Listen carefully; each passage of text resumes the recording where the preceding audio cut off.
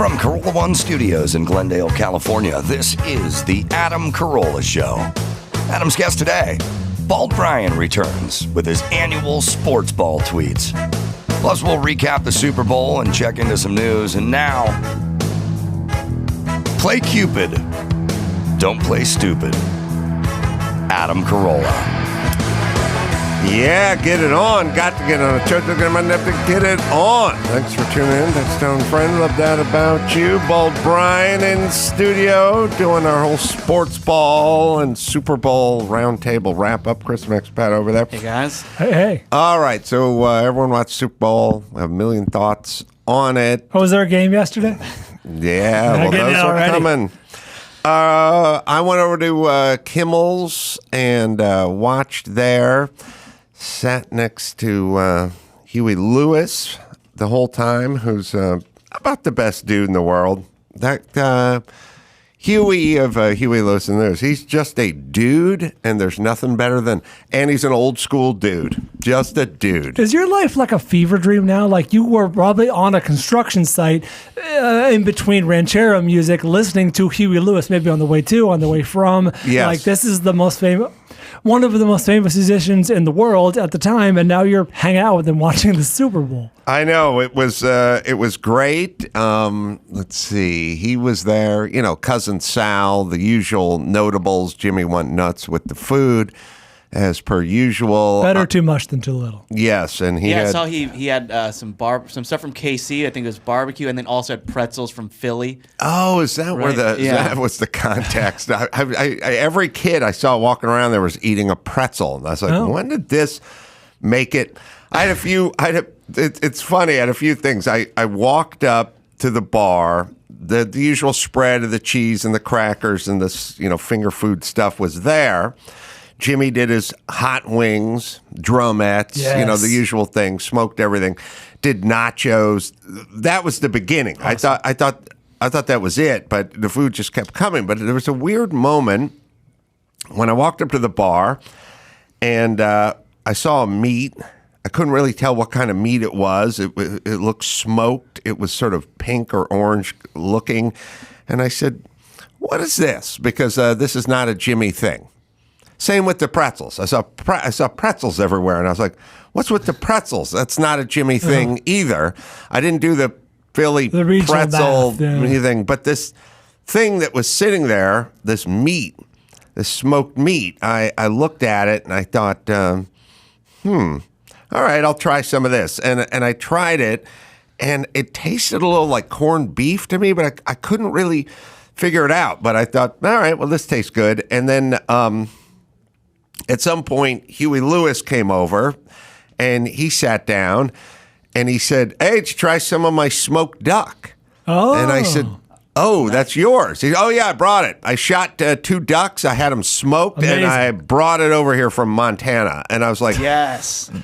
That's why this was there, and it bumped me. Like, that's not a Jimmy thing. It was like the only thing brought in from outside. It was an offering. With an offering of Huey and a smoked duck. But to me, I paused, and I went, one of these things is not like the other. That's all I do is I stay. It's stupid. It's food. It's out on a table full of food. But I was like, this meat thing here, this is not Jimmy. This has not been before. But then I was like, but then who brought it, or where did it come from? And thankfully, Huey. I do this all the time. I talked to my sister over the weekend. I said, "What are you doing?" And she said, "I'm sanding my deck." And I said, "You're sanding your deck?" And she said, "Yeah." My deck sanded. She goes, "I'm sanding my deck." And I go, "Oh, what kind of sander are you using?" That's hands and knees, elbow grease right there. I go, "What are you using to sand your deck?" And she goes, "A sander."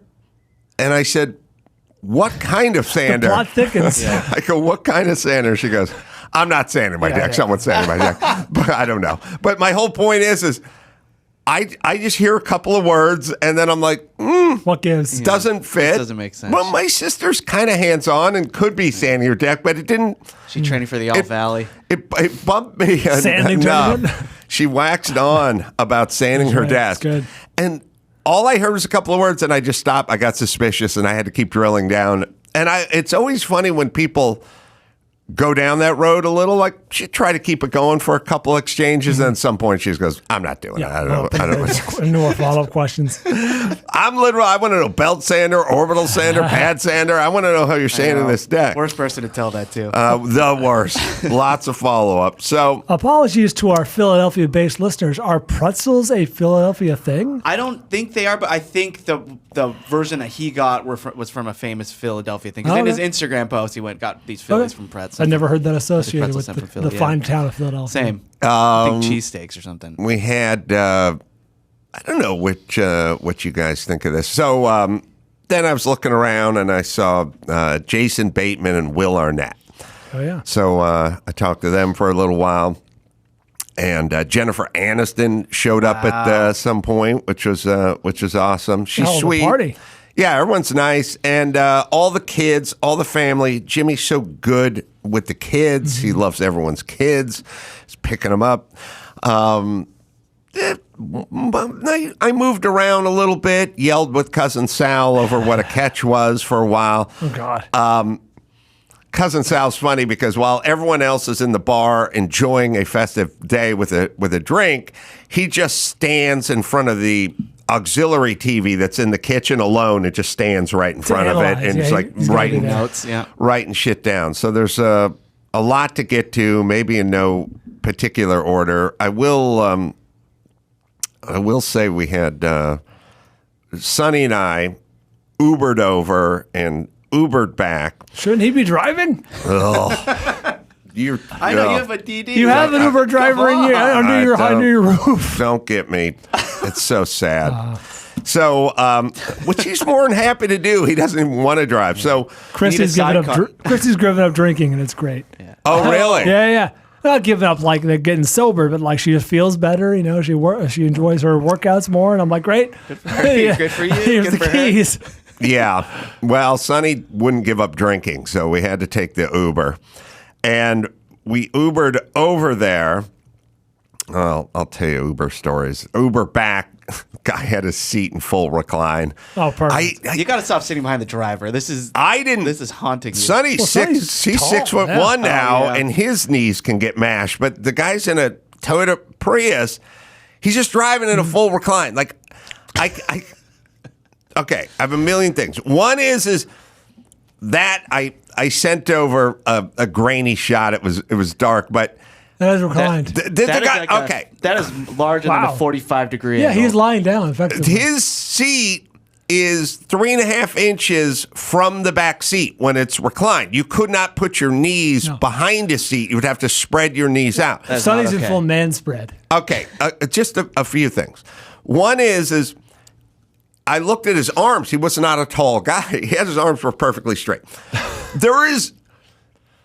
Have you ever seen a guy sit in a race car? Have you ever seen a NASCAR driver in full recline? No. Have you ever seen an F1 driver in full? Lewis Hamilton, you're up. Your knees are bent. By how bent the arms are. Your arms are bent. You're up. On the way to operate a vehicle in the safest and most effective fashion is to have your arms sort of bent at kind of a 90. When they're straight out, I don't know, don't take it from me. You find me the NASCAR driver where the seat is reclined and way back from the steering wheel. So this guy's just in full recline, but all he does is drive Uber. That's all this guy does is drive Uber. So you want to do it comfortably. But he has his seat reclined. I know. And there's two dudes getting in the car. They're both 6 foot plus. Why? What? And how come this doesn't run through your head? And then how come it's not just an Uber edict like that goes out with your paycheck or whatever? It's like, don't have your seat. Yeah. First off, like the training or something. If you're over 6'2", you cannot drive for Uber. That's it. Fair. Your seat's too far back. With this is short man's game. You must be Uber XL or Uber. You know, right. One of those. Yes. You must be one of those. You may drive a Suburban or Denali, but you cannot drive a Toyota and pick people up with your seat reclined. But it's also weird that it never runs through their mind. Like this guy at some point is going to get out of his car and he's going to have to take it to the coin-op car wash and he's going to be vacuuming or putting some mints out or something. And he's going to see that his seat is touching the seat behind him. Right. Nope. Didn't occur to him. No thoughts. Also, it's not like, oh, look, if one guy jumps in, then you go sit on the passenger side, not in the front, but sit in the back of the. But when the other tall dude is getting into your car and trying to squeeze his ass in behind your fully reclined seat, what is that? Why does that not run through your mind? As the two tall dudes are approaching the car from the house, you should be like, course. move it up a little bit. Especially if your rating is your business, That's a good right? point. Like you have to be conscious of that. The thing that's comical about it is the seat itself may not be all the way back. I don't know if it is or not. It's the recline part it's the position that no one needs to drive in. And by the way, the seat's fully reclined, but the back of his head's a foot from the headrest. Right. Like, he's not laying back. He has the seat reclined, but he's sitting up. Oh, Yeah, God, he's not it's even such a- using it. Yeah, his chin's kind of tucked. This has happened to me in like 37% of the Ubers I've gotten into, and I find it insane and borderline It's more criminal. than 30. I Yes. know that for a fact. Do you say anything? Do you poke your knees into the back of his seat, kind of give him a little signal? I mean, This is affect his rating. I tend to just take pictures and then decide I'm going to make good. fun of him That's good. later on. So that was the Uber back. Party was great. Game was exciting. Had kind of a lackluster call at the end. But we can start at the top. let's start at What the do you top. got? All right, so I want to get into even before the pregame Okay. rituals, right? And we had a national anthem by Chris Stapleton. It was actually kicked off by performance from I forget who went first, Cheryl Lee, Ralph, or Babyface. Let's talk about Babyface first. Okay. So Babyface sang, and he had an acoustic guitar. He was great. He sang live. Now, as a guitarist, I was watching him play. He was kind of picking the intro notes to the song. His guitar he's playing left-handed, but the strings are upside down. Like Jimi Hendrix. Well, Jimmy played with the strings still right side up, like the thicker strings would be towards Like Kurt Cobain. He restrung it. I Yeah, mean, it's not really odd. Babyface. Yeah, Babyface just flipped it over. Just flipped it over. And he really sang though, but it was a really great performance. Definitely not playing the guitar. Definitely not playing chords. What did he sing? I think he sang "America the Beautiful." Oh, yeah. So he's playing. I thought it was a great performance. We could listen to some of it here. I mean, we could watch some of the picking, which might drive Dawson nuts. So he's not Really playing. playing it, and they zoomed in. Look, Red Hot Chili Peppers got flagged for this, but what a voice! That's not a chord. His right hand's not doing anything either. Yeah, him and DJ Khaled could jam. So Bob Marley's guitar. Yeah, at least with guitars. But I mean, what an incredible voice. There's Nick Sirianni, who became a meme throughout the game. Why is that? Oh, he got very emotional during the national. Oh, anthem. yes. But Coach of Philly. Coach, yeah.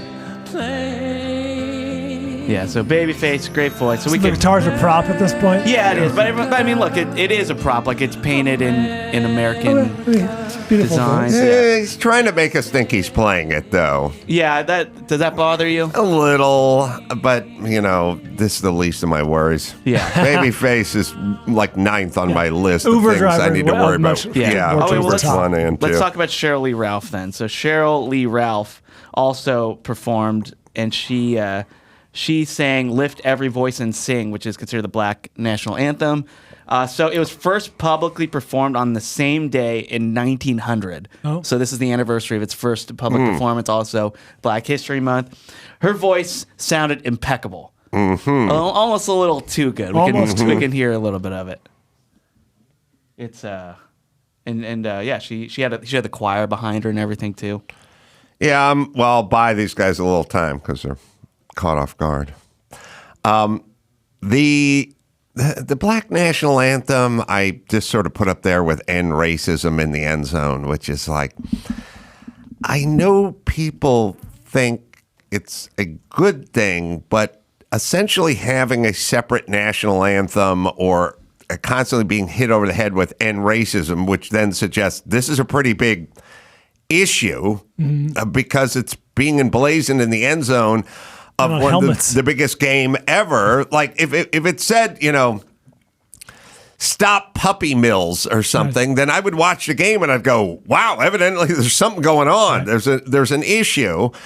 I mean, you could step back and go, is it helping? Is it working? Well, no, but it's doing harm. I believe, breaking everyone off into separate Americas. And then well, this is the first Super Bowl with two black quarterbacks facing each other, so that was a big deal.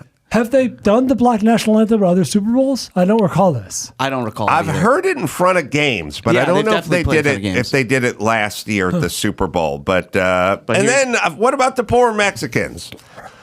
You Black just said Mexicans. Black is 13%, Mexicans like 19%. Like, but what I'm saying is what's going to happen is somebody's going to say, look, we need the Mexican national anthem. Like, where's our representation? And then we're going to hear It's Raining Men because they're going to need the gay national anthem in front of Is that the gay national anthem? Oh, yeah. I didn't know that. Don't be this naive. Is the third year they've done. Yeah, I felt like felt like they've done it.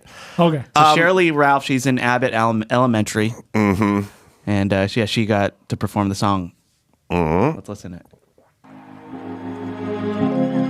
Lift every voice. It's a really rich voice. I see chill earth and heaven. A Billie Holiday tour. Yeah. Beautiful. Ring with the Who are these guys? I don't know who those guys are. They were All honored, pros? I think, with their charitable. Were they Walter Payton nominees? Okay. Oh, Dak got booed, right? For Dak Oh, he did? Prescott got booed. Yeah. he got booed. Eagles fan. yeah. Eagles fan. He got honored the award. Everyone just went nuts booing him. It was sad. Those aren't the cops from Tennessee. That would be a That's why I bold couldn't be an choice. announcer. I couldn't announce because I'd have to slide in jokes, and it would never work. Yeah. But anyway, so she actually was confronted like, that was a little too pitch perfect. Did you lip sync it? The Hollywood Reporter asked her, and she said, doesn't matter. Oh, Which kind of is a yes, right? right. And it makes sense because these are technological nightmares to produce with the delay of the stadium delay and everything. So even Whitney Not that Houston. there's any question these people aren't great singers. Right. This is very difficult to do. Right. So even Whitney Houston, she did the national anthem years ago. It's probably considered the best national anthem ever sung at the game. Yeah. And it came out recently that she lip synced it. Really? That was a backing track. Oh my! But Yeah. what's the difference between backing track and lip sync? So backing tracks is they go into the studio. So the NFL is worried about something that might happen. What if the singer gets sick? What if it doesn't sound amazing? So they go into the studio. They What if actually the mic record. cuts out? Yeah, or there's feedback. They record a version. And then so in the TV broadcast, we heard the recorded version. Sometimes in the live, if you're there, you'll actually hear the live mic, but they're hearing their own voice in their ears and they sing along to it. So it looks like to us they're singing to it and it's lip sync, but sometimes or they do a little mix, like you hear more of was the about studio to- track Yes. and then I was a going little to bit say, under it. maybe you or Dawson can fill this in. As far as I know, there's this technology that if the singer drops out of key or whatever, the backing track, which is playing simultaneously, will seamlessly fill it in. Yeah. So it's That's like a crazy. known thing now and it's fine. And it's like she actually I don't did like sing it. I'll tell you why I don't like it. Because when you take on these challenges, and look, you're talking to a guy who's been on Dancing with the Stars and Masked Singer. Yes. No auto backing correct or backtrack. I'm out there on my own in a giant avocado outfit. Sink or swim, bro. Yeah, So you Cheryl. get it. So you get it. Well, like when Drew gets tapped to sing the national anthem in front of the Kings game, he's a ball of nerves for like 3 weeks going into it. He's practicing, he's whatever, because we don't really talk about it. When we talk about national anthem or Raise Every Voice or the Black National Anthem or America the Beautiful, whatever it is we're talking about, there's an unspoken element, which is, oh boy, you're out. Yeah. You're hanging it out, man. No net. It's an element that, in a lot of endeavors, there's the actual endeavor, and then there's the no net part. There's like you're hanging it out, like, ooh, That would make most people very nervous, or a lot of people might be crushed under the weight of the size of the moment, whatever. When you remove that, you've removed a lot of the element of what we appreciate about it, because it's a lot of she nailed it. Like it's basically like saying to an Olympic gymnast, get a run at the pommel horse and tumble, but if you screw up, we'll take your best one. We'll come by and we'll try it again. We have a Or video of you doing it already. we'll film you doing it during practice and wait for you to stick one, or we'll send Bella, what's his name, out there to spot you. And then if you think about it, I mean, we don't say it out loud, but when you think about the Super Bowl, it's like, oh, there's a minute and a half left and Tom Brady's got the ball and he's passing it and someone's got to do the over the shoulder. It's in the moment. That guy would make that catch at practice 1,000 times, but now there's light, there's flash bulbs going off and he's got a million people. It's this whole, you got to pull this off here in front of these people. I miss that. I don't want that element removed. That's what I'm saying. I forget if you brought it up before or if it's just a thought that I stumbled on, but the idea that what do we revere most as a society? Coolness under pressure. Clutch. Whether it's sports, whether it's performance, even politics. You know what I mean? If someone melts under the bright lights, that person's career is over. We love a real-time, snappy retort.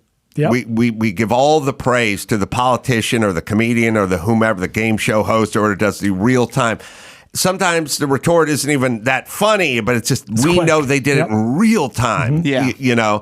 And this has that element. Or the guy's, coming up in the bottom of the ninth and he gets 2 strikes on him, but he doesn't choke up. Clutch. And it's that clutch. We love this. Removes the entire Super Bowl is about clutch.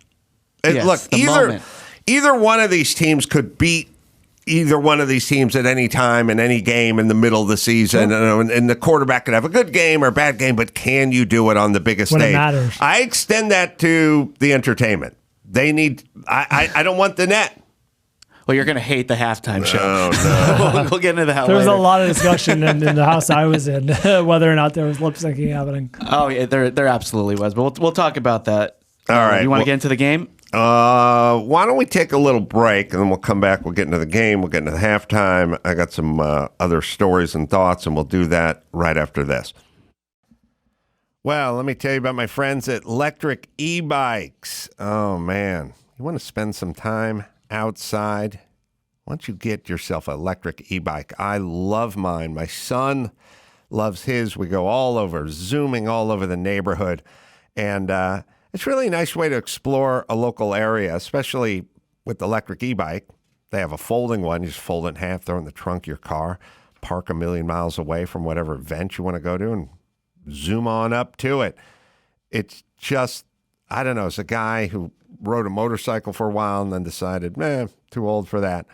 I love my electric e-bike.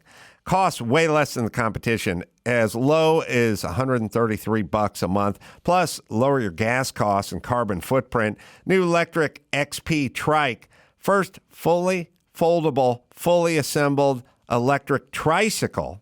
Electric XP 3.0. Cover up to 45 miles on one charge and up to 28 miles per hour. So you are zooming.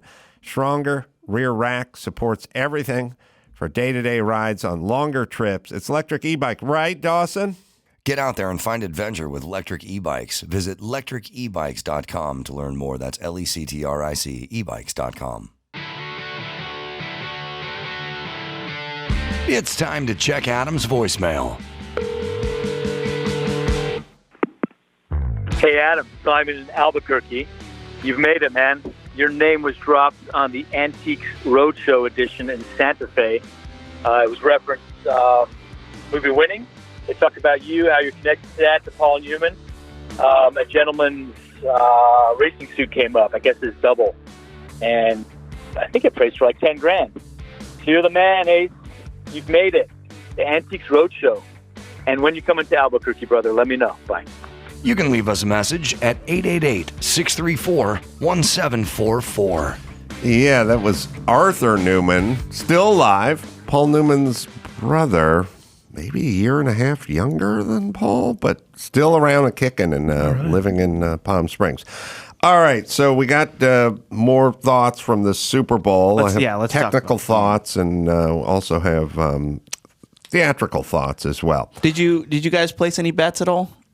I actually did okay this year. Yeah. Well, Well, yeah, prop bets and- Brian had the over, and he had the KC. Chiefs. That's Yeah. right. So he was 2 for 2. Well, that was scored- on here, but yeah, did you actually put money on that? No, I put actually not on that, but on just a few prop bets just to make it interesting. One of the ones that I felt most confident in was, will both teams score 25 or more points? What was it, 24-21 at halftime or something? 27-20, How nice whatever is it that? was. I was like, feeling pretty good about this. Yes, I didn't bet, but Sonny went and placed a halftime bet. This basically the in-game betting has blown the Oh, that's lid the off big, of yeah. That's the live everything. betting, yeah. Yeah. I think he did more than 25 points in the second half. Was his bet? Oh, Were they combined? gonna- no, Yeah, must have been. Were Yeah. they going to score? Seemed like a There good was, bet. right? Oh yeah. Yeah. So he went and did the. You guys- I came way to up bet 5 it. yards short. I put a prop bet down, long shot, admittedly, on will there be a kick return touchdown? And of course, late in the game, Kadarius Toney How great- takes it Oh to my the God. 5 yard line, and I was losing my Beautiful. mind. It didn't We have some of cash that. it. Yeah, we'll look at that too in a little bit, just because he was wearing some gloves that would drive Adam nuts. All right. So To be fair, everything drives out of nuts. That's true. yeah. All right. So let's get going with the first thing. So you mentioned it earlier. You and cousin Sal talking about, is it a catch? Is it not a catch? There are two plays yesterday that really defined that argument, Oh. and it was so confusing. So let's look at Goddard's The true guy. catch. Yeah. That's right. Let's watch him. So This is a catching nice it right off the catch. sideline. Now watch the ball come loose. Yeah, So the he tight end balls bounces off his helmet, gets both feet in technically, but so of course the Eagles run back to do the next play right away just because they want to keep the game going. The refs call it off, and then Casey challenges it, and they still roll this a catch. He ends up on his feet with the ball. We're just going to have to mend this rule, because why would you open it up to, well, the ball was moving, but he had mostly control, but I think it was moving a little too much. Why open it up to that? Just the ball never touched the ground. I said it before, and I've used an example here before, but this thing's moving around, this mic sock. I'm controlling it. Just because the thing's moving around doesn't mean you don't have control of it. Yeah. You know what I mean? There is- Yeah, he's got it against his helmet. It's kind of moving. He's clearly controlling the ball. No one else has a shot at it except for him, and he controls it all the way. Well, He's it's all- moving a it's- little bit. It's every thing you grew up playing when you're like playing hot potato, you're throwing something or it can't touch. It's like it can't touch the ground. It's the rules. It's not how much is it flopping around. You have control of that thing. When I watch my daughter play volleyball, they're all digging the ball out. It's just don't touch the ground. The ball, once the ball touches the ground, that's that. I don't care if it's moving around. If it bounced off his helmet and he's like grasping for it in this situation, that's not a catch. But he clearly has it. It takes away big plays. Yes. And I don't like any rule that takes away great plays. I've seen so many great catches where it's like, oh my God, that was such a great catch. It's too bad it was moving as he was going out of bounds. If it doesn't touch the ground, doesn't touch the ground. That's it. It's a catch. And then the other one is the fucking scrum. They're going to have to get rid of the scrum where they push That's the Eagles' guy bread and ahead butter, man. from like a the 4th and 2-yard line. The Yeah. Eagles have The fourth scored. and one QB sneak. They scored a number of touchdowns this year on that play. It's like a guaranteed play for them. First Yeah. down, 4th and ones have now become automatic when they used to be the most medium exciting. percentage and most exciting play in the world. They had a rule that you could not push the player. Then they did away with it. And they did away with it, and everyone went like, yeah, all right, for like a number of years, a few years, I think. And then they went, oh, fuck it. They did away with the rule. Now they're just pushing everyone across get the everyone. goal line. They should have the So punter do it. they're going to have to adjust that one, and they're going to have to adjust the catch, too. And also the Sanders catch where it looked like a catch to me, and it was fumbled, and then Casey picked it up and ran it in for the touchdown. Could have gone for 6 the other way. Yeah. This is Well, it wasn't fumbled. He was blown up. All right. So yeah. So we have the replay, but yeah, that looked clean to me. Because this looks like a catches the cleaner catch ball. than Goddard's. Yeah. You can play, It wasn't guys. bang bang. He got 2 feet down and kind of turned his body. Yeah, he's making a football move. after catching the ball. All right, so a couple things. You take the two guys involved with this play on KC. I mean, the guy does the scoop and score. Who knows if he's going to be in the league in 2.5 years? Do you know what I mean? This is Nick him. Bolton, he's going to be in the league. You got to take that into consideration. Oh, now. well, no, he could blow his That's knee true. You're out right, or whatever. 100% right. There's injuries. And You're by right. the way, people go from leading the league in to where has that guy been? On the practice squad. Even the guys that are setting the records and shit like that, They just fall off the It face of the happens planet. every year. Where Yeah. I'm like, is It that turns guy quick. even in the league? You know, Cam Newton goes from the biggest and best to he's at home watching this game. I'm assuming, but anyway, 2-3 years, a lot can happen in football, injuries and God knows what. But the point is this guy had a scoop and score in the Super Bowl, and for the rest of his life, if you saw this guy. This is the first thing he would show you if you went to his house when he was 50 and whatever. Like, yes. You remove that. You took that away from him. When Nick Bolton dies, they would show that play. That's Right. the play they would show on ESPN. Right. And the DB who blew it up made a textbook play. Like timed it perfectly, broke on that ball, put his hat right on the ball, blew it up. I mean, the DB's the one who really made the play. Yeah. He made a textbook tackle, blew up the receiver and got That's the a ball nice loose. block, yeah. All right, now. You even got a block in there. Now we're getting in. Now, here's the whole thing. I've been screaming about this for a million years. It's like, did he catch the ball or not? Well, use my simple rule of thumb. If the DB was never born, would he still have the ball? Yes. Or what if the DB counted for 2 Mississippi? So he caught the ball.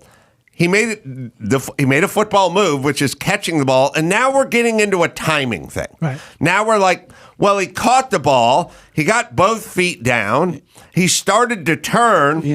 Yeah, but he didn't have it long enough. Well, who can decide this? That's a travel in the NBA. You know, this is the opposite of the other bobble thing, which is he caught it and he started to move downfield with it. Now, the fact that the DB was Johnny on the spot and blew up the play, that's him making a great play. That's him timing it perfectly. That's him timing it perfectly.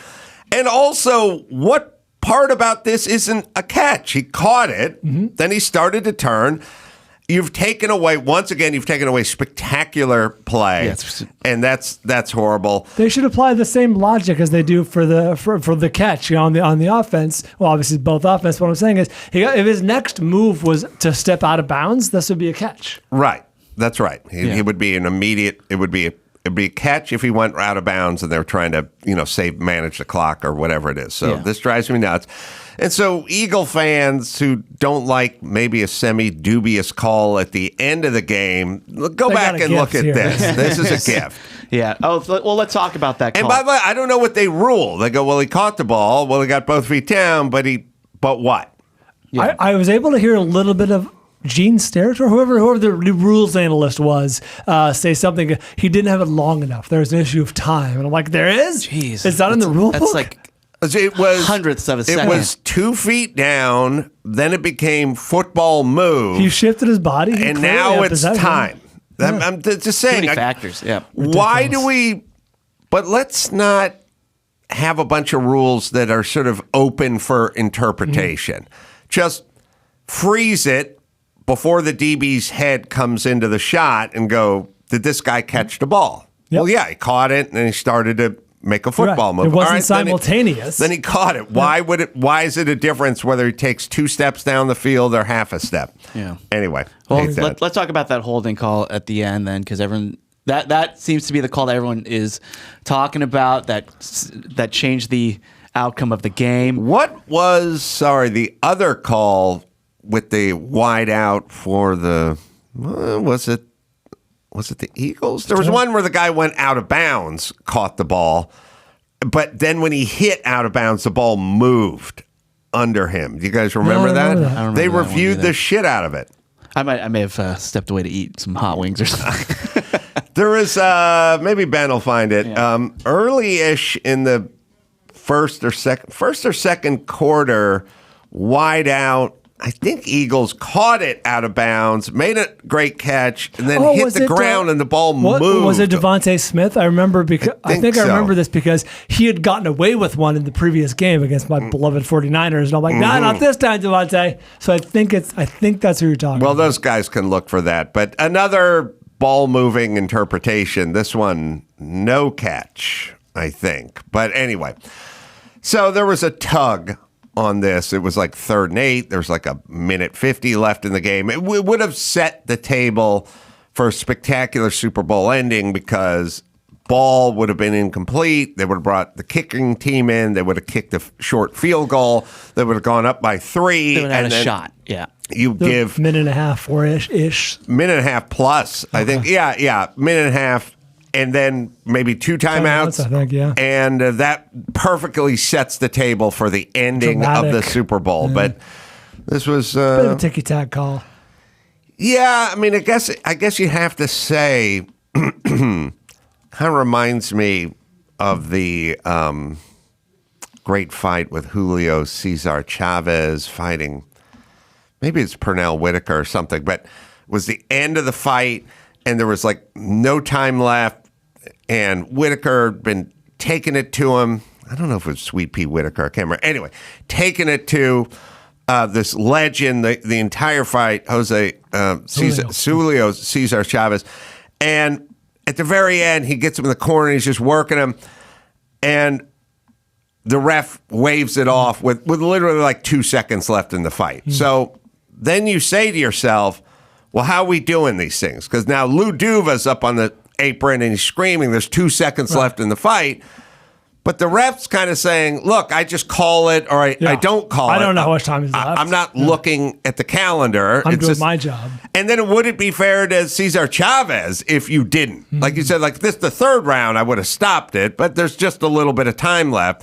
And so like with these kind of calls, when people go, you don't make this kind of call in this kind of game at this situation, it's like, well, look, either it's holding or it's not holding. In fact, we want them to make the same call every time, whether it's first quarter or fourth quarter. Well, and then do we want the refs like factoring in like, oh, they're up by 2 touchdowns. You could make this call or not make this call, or one team, one win will get them to the playoffs. The other team's beneath 500. So who cares? Like, how many different factors do we want going into the ref making the call? And ideally 0. I guess 0. I guess he sees holding. He sees holding. Well, and he admitted to grabbing his jersey in the post game, which I thought was pretty brave of Bradbury to admit in this holding call, because right before you could see him, you could play it, guys. He'll grab the jersey and then he'll kind of change direction right there. That's the holding call, not this. Right. Yeah. So, and he admitted to it. I think I have that play that you're talking about, Devontae Smith. Yeah. Yeah. So we can. That was a weird one that they had to look at for a million years, but that was another caught it, ball moving, and then that was the hit the ground. Maybe that was the ruled ball incomplete. Yeah. Ball touched the ground. I don't know. It's just what we need a clear description, a clear standard of what a catch is. I'm kind of like if you come up with it. When the ball hits the ground, I'm a little more bullish on that's not a catch. Yeah, the problem is there is a version where the edge of the ball hits the ground, but you have both hands on it, or did it bounce? Look, but you self-control. Look, there's the short hop catch where it's like, oh, that hit the ground. You didn't get your fingers under it or whatever. That one about, I don't know. Let's see what this one. Yeah. This is 3rd quarter. Ball's moving. Oh, it's the 3rd quarter. He's got the ball pinned to his head. End of the first half. The end of the first half. Sorry. Oh, it's weird because I was like, yeah, I thought this was. I guess he did get 2 feet. You can't really see it, but he got 2 feet down before he got out of bounds with the ball moving. The balls. He made it. I mean, it's a spectacular catch. He's got. Look, here's the whole thing. Maybe it's just us, but we didn't have these problems with Steve Largent. He was great, but these guys are insane athletes with divers gloves on. So the ball gets thrown over their head, but they're so finely tuned athletes. They like go over their head and they take it and they pin it to their head. The kinds of catches we see in the NFL on a routine basis would have been catch of the year back when I was a kid. And let's not really lost in the discussion. That's really good coverage. Yes. He's all over the guy. wrapped around him. And not interfering. Like, that's really good coverage. I think that they called this one for the ball touching the ground once they got out of bounds, which is like his arm's under it. Anyway, I'm just, if the ball's thrown to you and you get up and you have the ball and it's pinned to your head or whatever, I don't like taking away spectacular plays. Yeah, when he hit the ground, the ball moved enough not to guarantee possession. You have the ball pinned to the side of your head and you're running 25 miles an hour and you do a face plant. Like, yeah, but the ball, you know what I feel like? I feel like we got a lot of old white guys figuring this out. Going, yeah, she had moved a little bit there. Yeah, like, is the slow-mo HD slow-mo's replay, hurting. is it hurting the game now? I don't know. I feel like we need T.O. and Jerry Rice and other guys making the call here going, man, that's spectacular. Yeah, I just could be have never voting done committee. that. It always comes down on the side of the receiver. Yeah, Yes. same thing with the holding call. Like, are we going to move towards a digital robotic ref or digital age where everything will be sensor based and cameras? And do we want that? Do we like the human error? It's weird that the ultra slow motion from 7 angles has not really cleared up the debate. No. Because you could watch this play 100 times and go, well, the ball hit the ground, but he had his arm under the ball, but it moved. Yeah, but he had control over it. I just err on I love a big play in a big game, and if it's tie goes to the catcher. Just leave it. Let him leave play. it be. Let him play. That would have been huge. I don't know that end of the second half, but that would have got Philly down the field. I have a great clip of this sports commentator Mike Barkan, who is really upset after that play. Let's watch that because it's pretty great. Philly guy. Yeah. To a 3rd and 8 on the 15-yard line and an incomplete pass, and Carl Shepard's team with a bullshit call. I mean, utter complete bullshit is unbelievable. It's inexcusable. You don't make a call right then and there. You don't let the game be decided by the officiating. His language and his socks are colorful. Yeah. I love Wait, Philly that was fans. for the end. That was for the holding call. I think so. I just saw it because he was cursing. I think he's talking about the holding call. Yeah. I have. Listen, it's kind of a coin toss. Could have gone either way. I have no skin in the game. I'd love to watch Philly get the ball with a minute and a half left, 2 timeouts, and see if they could march it down the field, especially when all they needed was a field goal to get it into OT.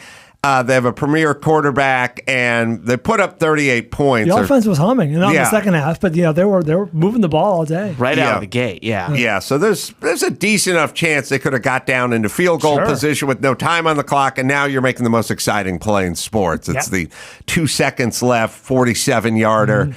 This is for to head us into OT. I would have loved to seen that, but there With you go. the added drama, wasn't that the kicker, the Philadelphia kicker, who doinked it earlier in the game? Well, let's or talk was it about Butker? that. Or was it who Yeah. was it? Sorry, I forget. It was one of the two. Obviously. Okay, so I fucked that up. Casey's did the doink. Yeah, let's watch this doink because 40-something yards. it's the top of the post. Yes. Here's the upright. Yes. Now, you're all welcome. Right, Because that's the Carolla extension. he hit that thing about 4 foot down from the top. The rule added 5 foot to extend the pole.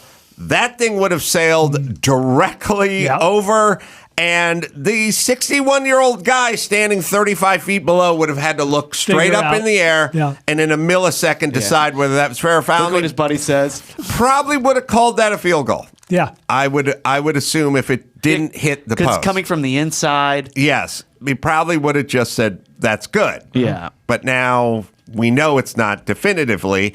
You're And welcome, America. And they would never, there's not enough cameras and enough angles to ever really dispute what he's saying because you couldn't tell if it would have caromed in or caromed over or whatever. So, yes, you're welcome. You did it. All right. So there's one other rule that Adam is looking to change, and that is the color of the cleats and the gloves. Okay. Did it come into play? I didn't notice. It came into play to a point where it was distracting. Like once again, NFL Twitter was talking about it. They hate the yellow cleats and the yellow gloves, and it just looks like a flag on the play just because it The stands defensive out. player, the defensive ends were in yellow cleats. Yeah. Well, what it is You just played on mute, guys.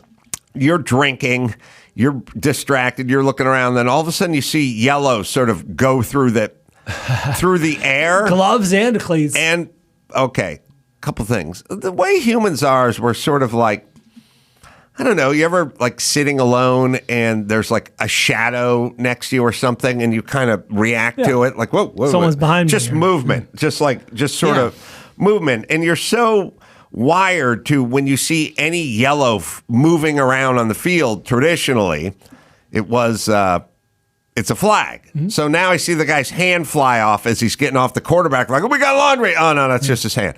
For a millisecond. I'm not confused the whole afternoon, but I would just argue that no gloves and no shoes that are the color of the flag. You wear whatever other colors you want. Back in the day, was it LC Greenwood? There was a Steeler from back in the day, interior lineman. I think it was LC Greenwood, who had high top gold cleats in the 70s with the steel curtain. But his were gold like the Steelers' gold. It wasn't yellow like the flag. Like I think if you took those gloves and you took those shoes and you put the flag on it, the yellow flag, I couldn't tell the difference. You got to get off that color. You cannot be close to that color. There you go. Yeah, matched his, even lighter actually than his pants. Yeah. Maybe we just change the whole flag thing. I mean, throwing a flag onto the field seems a little outdated anyway. We could light them up. Why not make the flag striped? Or make them patterned or something. Yeah, there you go. Yeah, then everyone's going to want their own flag. Okay, and then we're going to have the gay true. flag That's out right. there. What if the ref just opened up an umbrella? Slippery slope. Oh, umbrella. Well, there you go. Yeah, Now we're Pop on to the an- halftime. Just pop an umbrella. All right, and I think that's all the stuff I had for the game. Unless there's anything else that you guys want to touch upon before we get into the halftime show. Well, Do you have any there's thoughts on ads? hard to digest because of the ambient sound of the complete room. Parties, yeah. And I also found myself getting up to go get some more hot wings, during the ads. But there's a few. Oh yeah, all right. I got thoughts. One is they seemed less woke and preachy in general than they normally do. Yeah. Jesus made an appearance twice. Well, Jesus, I mean, It's no one Paid more a lot of woke or money. preachy. but see, that's on the nose. Right, right. They're like, that we're against this, or Right. this is That's who we who are. they are. Yeah, I think Jimmy turned to me at some point and was like, oh, we got Scientology and Jesus Christ. Like, we're covered Yeah. here. But it used to be more like Jeep or GM or Coca-Cola's making some sort of half-baked woke message. graphic Huge campaigns, yeah. Yeah, now it seems like corporate America is backing off the wokeness. It was light.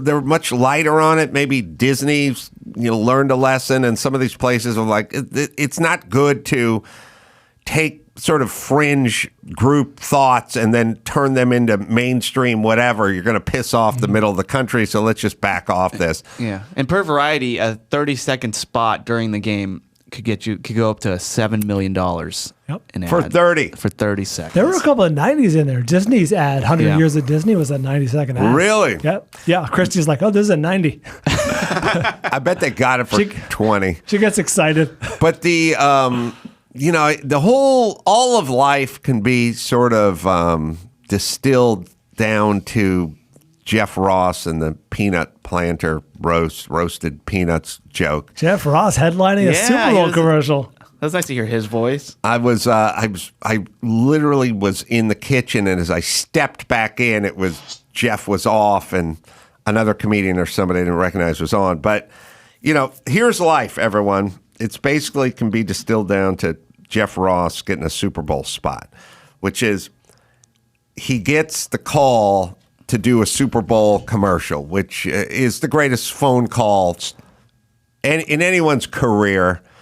Is we want you to do a Super Bowl. We got a Super Bowl spot, And then it's a pretty good call to get a Super Bowl spot where you're playing a background actor in a Super Bowl spot, but much less you're the roast master, and Peanuts is doing a whole roast thing, this and we is want your you thing. to do the thing. That's the greatest career. That's hosting, doing a show at Madison Square Garden times 10.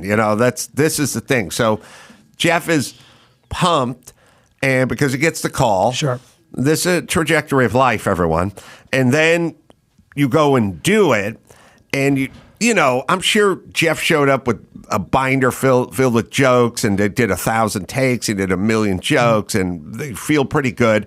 Then there's the anticipation part where it's not coming out for another 4 months, but then there's a part where you tell everyone, you sit down in front of the Super Bowl, and then there's the Super Bowl where you're on and off in 12 seconds.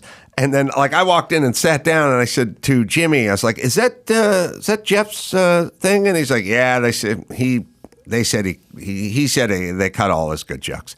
Probably. Well, yeah, And then you die. Yep. That's what I'm saying. That's how life. true. That's how it all works. There's no such thing as you doing a bunch of funny shit for a 2-day shoot Refs and called then pass incomplete on him. having somebody go and cut it up and save any of your good shit.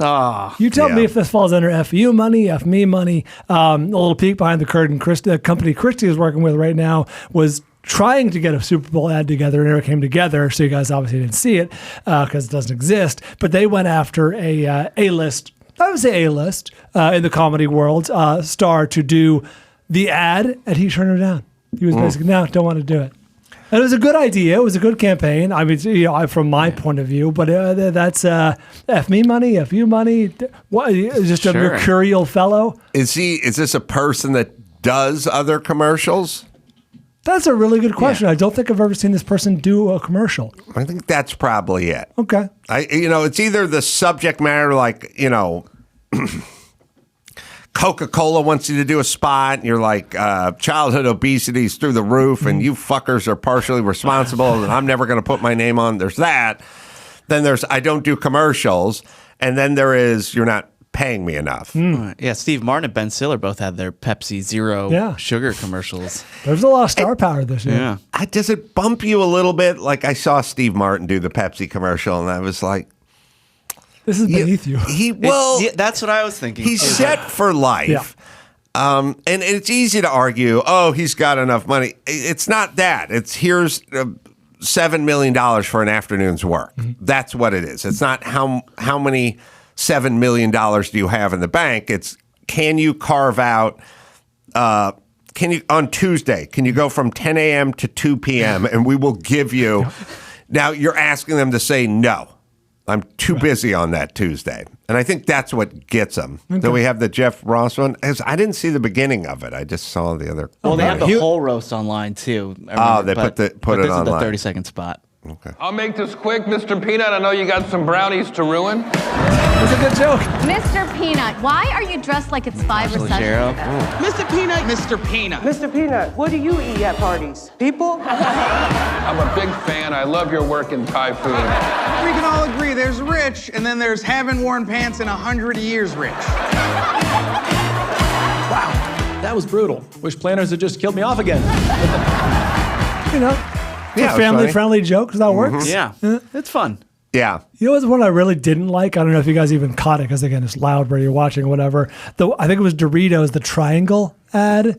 They're all playing triangles. Saw it. Yeah. I thought it was so dumb because it's dumb, but also the idea that you're promoting the fact that you are in the shape of a triangle is neither interesting, revolutionary. We all know we're all on board from the moment that Doritos became a thing in my life. I'm completely on board with them being a triangle, and here they are leading into the triangle aspect. I'm like, this is not newsworthy. Well, also, you're a pyramid shape. You're a whole bunch of different shapes. Like I mean, that is also that shape. But I agree. Doritos are only triangles. I think, yes, that's what I'm saying. Okay. But I'm saying a pyramid. Yes, exactly. Iterations of a triangle. You know what this one was for me? It was like somebody had an idea, like, oh, why don't we do this? And then people got behind it, and then they went hard into it. Right. Like they leaned hard into it, but it was the concept, as you said, wasn't good enough at the beginning the premise, for all the calories spent on it. But yeah, that was the only one that I watched yesterday that was like, I don't like this. Yeah. I don't like this at all. And then the one everyone's talking about is Tubi. It looked like your feed stopped. Someone hit your remote on your Apple. We were TV looking or for which something. kid got a hold of the remote. We're like, who's got the remote? Yeah. So most people are talking about just because it was a prank. But those are the commercials. What about the halftime show? Did you guys what do you guys think of Rihanna's performance? I had a few things, controversial thoughts. Rihanna, first off, like there was prop bets on like cleavage and outfits. It's become sort of the halftime show when a female does it has become sort of a strip show. Like J-Lo and what's her name? Shakira. It's like, what are they going to be wearing, or what aren't they going to be wearing? Like, how little are they going to be wearing? And I remember having this thought, which is like, when J-Lo got the nod to do the Super Bowl, I bet J-Lo went into full keto workout where like she's like, I'm going to be half naked in front of 100 million people, like starting today. I got to look tight. Boom. I got to, this is going to be huge. Hire 2 trainers. I'm going to be wearing nothing. And I was thinking about that, like even a little bit. And I always, and maybe I'm grafting this on to J-Lo, but I was sitting around eating my third piece of pizza over there, and I was sitting next to Jimmy, and we're just chewing the fat, and I was actually chewing the carbs, and I said, and so for me, I always put on weight during during football season because I take X amount of Sundays. You know, you take 20 Sundays, 21 Sundays. If you just took a random 21 Sundays in a row where you sat around and ate shitty food and drank IPA beers, at the end of that 21 Sundays, you'll put on 15 pounds. And that's what I do. And then when the Super Bowl is literally like, all right, now it's time to start heading the other direction. And so for me, I always pick little dates or achievements or something. So I was sitting next to Jimmy, and I said, it's Sunday, and it's Super Bowl Sunday. He's like, yeah. I said, when are the Oscars? 1 month, right? And he goes, yeah, what is that? I said, well, it's the 12th or what? I said, oh, it's 1 month away from today, day, right now. And he went, oh, yeah. And then he was like, thanks for ruining my day. But I was like, well, it's 1 month away. So then I thought to myself in my head, all right, it's the end of the Super Bowl. Oscars is 1 month. I'm going to lose 15 pounds by the Oscars. I don't want to shove myself into that tuxedo. And football's over. Oscars coming in a month. I'm not making this move on this date that's out there. Fair. You know what I mean? And I feel like J-Lo just dove into that. But I was kind of watching Rihanna like leading up into it and stuff, and I was like, I don't think she's working the J-Lo thing. Like, she's not depriving herself and starving herself and running on the treadmill the whole time. And I'm like watching her do some press and do some stuff, and I'm like, she looks, you know, a little thicker than I'm used to seeing her, but I think she has gone away. Like, I'm thinking, but if I were her, like 3 weeks out, I'd be into my water and jicama diet, like right now, and be with my trainer for 6 hours a day and master cleansing myself. And I don't feel like Rihanna's going down that road. So then when people are like, I wonder what she's going to be wearing, I was like, I don't think she's going the J-Lo route, which is refreshing. Yeah. But that was my take. And she was wearing, I guess, the outfit you'd wear when you go on a snowmobile. Yeah. She was literally wearing a snowmobile jumper. Yeah. But now, Chris, was she pregnant, or she just had exactly the baby? Right. So no, this is how everybody found out she's pregnant with her second child. Oh. Yeah. The greatest ever still moment in Carolla history. I was like, she had a kid like 9 months ago or something. Irish twins.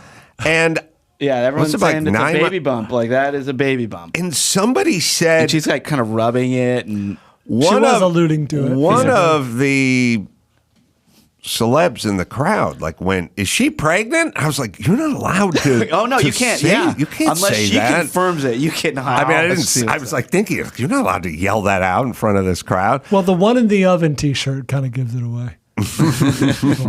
Yeah, but so everybody, like, her dancing was kind of half dancing. She wasn't even really going for it. The backup dancers were doing the work. They were doing a lot of work. But yeah, and she's obviously not afraid of height. She was up in the. I couldn't figure that one out. Isn't that crazy? Should a pregnant woman be 110 feet above the Super Suspended Bowl? on a platform? Yeah. Well, she had a. So, wait, did she harness. announce she's pregnant? No, but everybody looked at her and went, "She's pregnant." Like it just. Yeah. Okay. Are we allowed to do that though? Like, I mean, everyone else did the news. I'm just reporting what was reported now. But yeah, I thought it was a great performance. I mean, really well choreographed. For TV, like the way the camera was moving around for the performance was really cool. I love this particular shot where it's just going down the walkway. I've sort of realized that we're now past the musical performance part of it. We're just in a pure theatrical performance. Yeah, it's choreography. Right? Sure. Oh, when we get to Sportsball, you're going to see that Rihanna was a very popular amongst the Sportsball crowd. I can't wait. Very popular. It doesn't feel like singing anymore to me. It just feels like an event. Well, someone was singing at some time, and it was recorded. We don't have the It's audio. okay. Yeah, she's up in there. She's harnessed in. Is she harnessed in? Yeah, there's a harness. You have to. There's no. Oh, way. no, you'd have to. I just couldn't. What's interesting? It's a white harness though. They should have went red. Where is her harness? You could see it coming out from in between her legs, or that's an umbilical cord. I'm not she's sure. tethered. Oh, she's tethered. Okay. Okay. It played well in the house I was at. Is she? Yeah.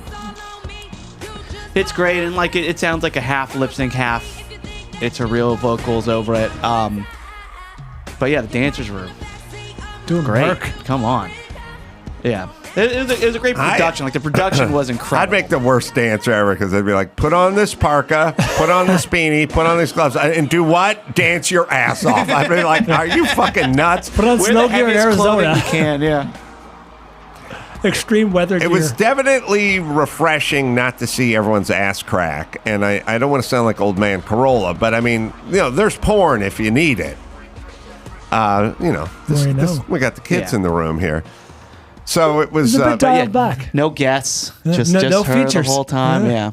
Yeah. So, but a lot of people seem to really love it. I mean, it was definitely one of the greater performances. I said to I don't know who, but we're talking about all that AI stuff and face matching technology, and I was like, we're just going to have Jimi Hendrix perform in a couple of years, right? Sure. I mean, Prince will come back and perform. Like we'll be there, right? Yeah. Well, a prop bet that I lost last year was will Tupac show up as a hologram? I was convinced it would happen, and did not.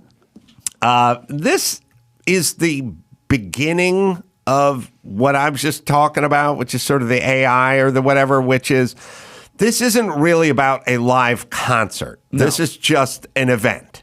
And it's a visual. It's more visual than it maybe even be sonic. And I loved all the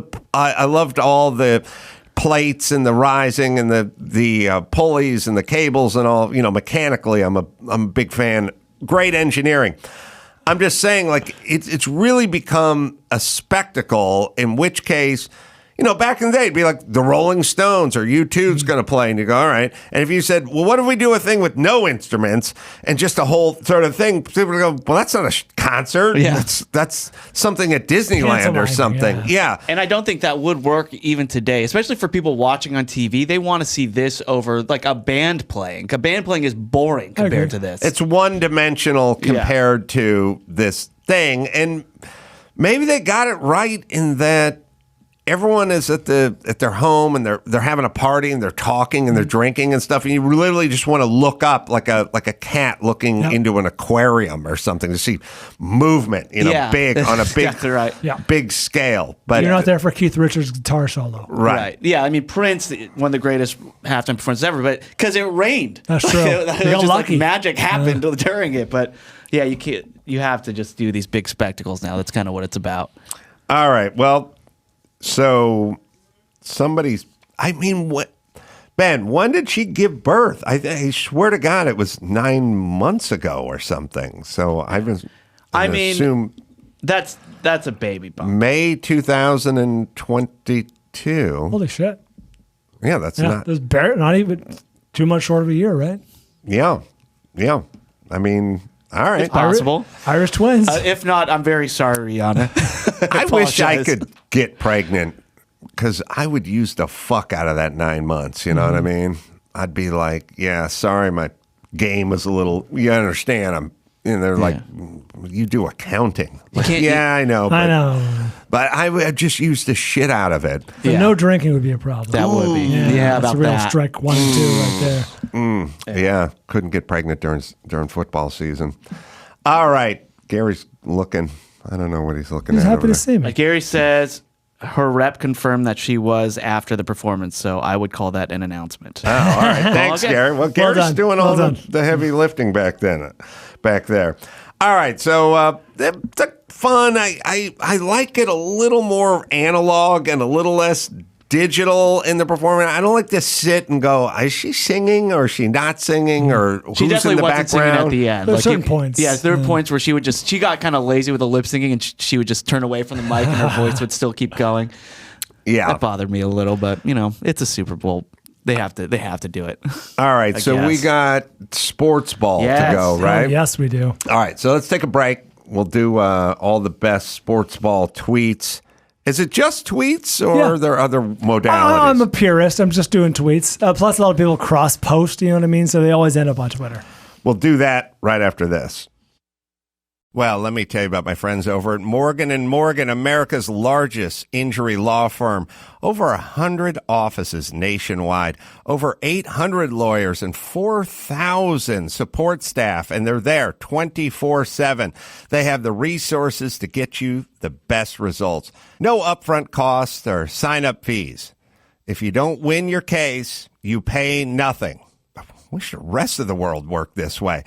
All the calls, investigations, meetings, texts, time, and effort on your case is completely free. Not one lawyer fits every case. Morgan & Morgan has specialists in car accidents, slip and fall, workplace injuries, medical malpractice, nursing home abuse, and more. So whatever your case is, they have an expert who can work on it and get you the win. Morgan & Morgan fights to get their clients results. The best part is you pay nothing up front for their services. The fee is free unless they win. Getting started is easy. Just visit forthepeople.com or dial #law. That's pound 529 from your cell and get the best lawyers on your case pronto.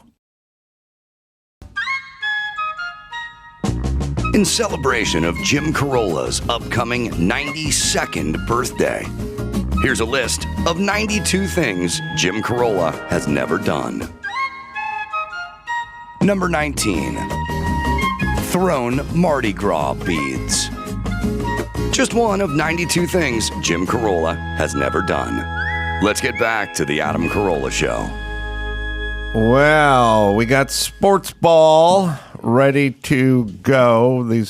I'll give a brief description of it. If you missed me calling in a couple of days ago, this is the annual report on all of the all the lovers of pop culture who ironically have no time for the Super Bowl, the biggest pop culture event of the year, and they take to social media, they take to Twitter, and they have some version of, is there a game today? A lot about the Rihanna concert. You'll see, but these are the dismissive tweets, the best of the dismissive tweets about the Super Bowl. Before we get into the intro, one last thing from the Super Bowl drives me nuts is an X-long snapper and shotgun snapper. Please. It is in the two key plays of the game. The one where the holding at the end down around the goal, defensive holding and all that play, and the one where Mahomes re-injured his ankle. Oh, yeah.